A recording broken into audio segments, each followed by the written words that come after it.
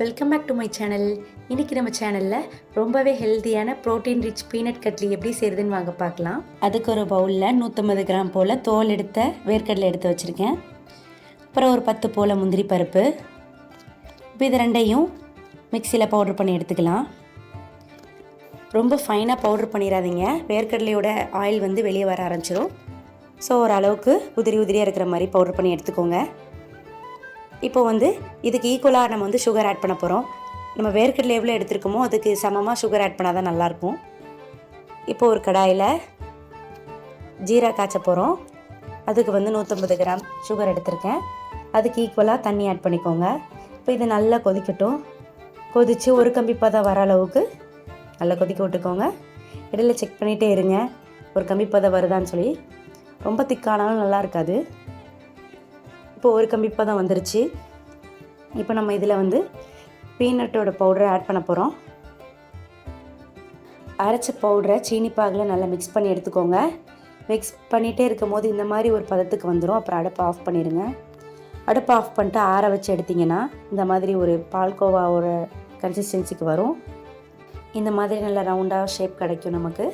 அது மேலே ஒரு டேபிள் ஸ்பூன் கீ போட்டு ஒரு சிட்டிகளவு ஏலக்காய் இந்த ரெண்டையும் போட்டு மிக்ஸ் பண்ணி நல்லாவே கையை வச்சு பிசைஞ்சிக்கோங்க.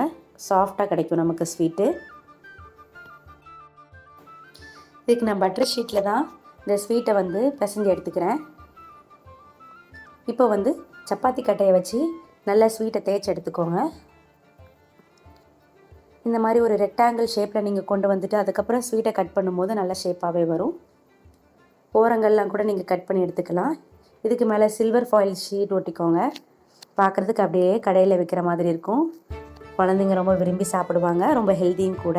முந்திரியோட காஸ்ட்டு ஹையாக இருக்கும் பட்சத்தில் இந்த மாதிரி பீனட்லேயே நம்ம கட்லி செஞ்சு சாப்பிட்டுக்கலாம்.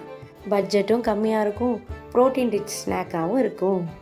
ஸ்வீட் வந்து டைமண்ட் ஷேப்பில் கிடைக்கணும். அதுக்கு ஃபஸ்ட்டு நம்ம வந்து ஸ்ட்ரைட்டாக கட் பண்ணி எடுத்துக்கலாம்.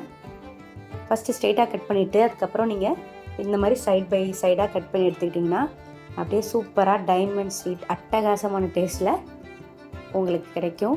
குழந்தைங்க மட்டும் இல்லைங்க, பெரியவங்க கூட ரொம்பவே விரும்பி சாப்பிடுவாங்க. அவ்வளோதான், ஹெல்தியான பீனட் கட்லி ரெடி. வீடியோ பிடிச்சிருந்தா மறக்காமல் லைக் அண்ட் சப்ஸ்கிரைப் பண்ணிக்கோங்க. உங்கள் ஃப்ரெண்ட்ஸ் அண்ட் ஃபேமிலியோட ஷேர் பண்ணுங்கள். This video is sponsored by Genreviews.online. Genreviews.online is one of the review portal site.